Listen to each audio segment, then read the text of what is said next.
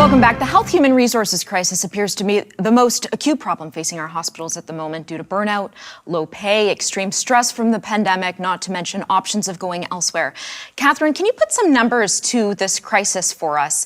How many say that they are burnt out and how many have actually quit or left the profession? Well, we were estimating a need of about 22,000 nurses. We're around 30,000 now. And you know what's really interesting is I'm actually had breakfast this morning with the president from Nova Scotia, of which she thanked me for all the Ontario nurses that have gone to Nova Scotia. So the issues are in our province that we need to fix so that we can get our nurses back from the States and from other provinces. How about other components of the healthcare workforce, Dr. Sheikh? Surgeons, other physicians, diagnostic technicians, are they in short supply too? Well, you know, I think one of our probably our biggest crisis is in the nursing profession. At least that's what I see in my emergency department, where we're routinely short-staffed by at least a few nurses every shift. We actually do have hospital capacity to do more surgeries, but we just don't have the people to do them. And often it's not the surgeons, it's the nurses and the orderlies and all the other healthcare professionals that we need to actually have a functioning healthcare system.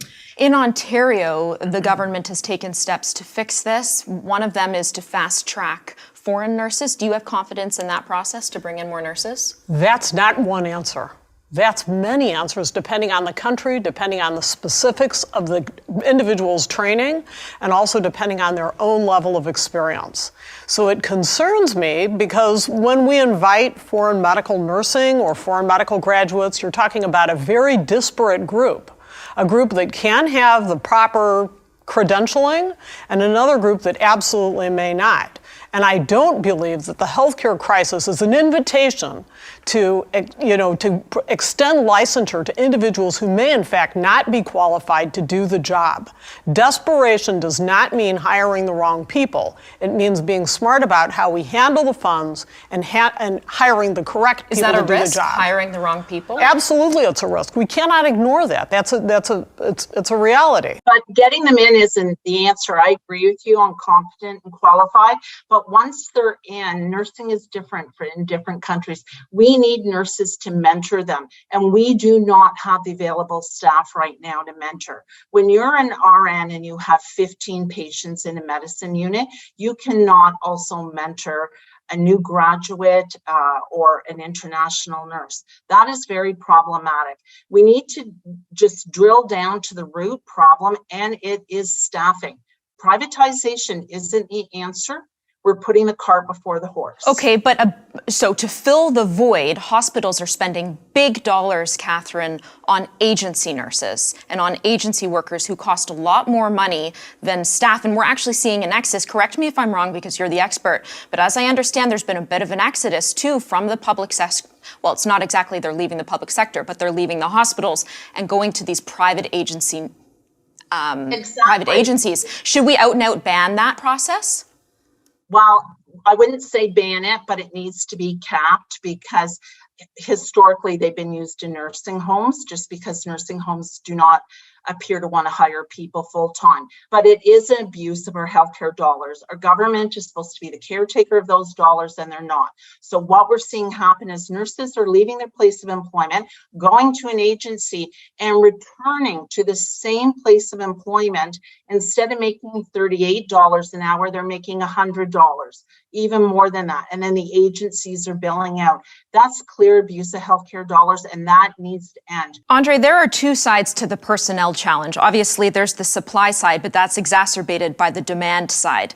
And there are more and more people ending up in hospital. People are living longer, well into their 70s, 80s, 90s with several chronic conditions. Do you get the sense that the government prepared for this? I think we haven't prepared at all. We haven't reacted to our demographics.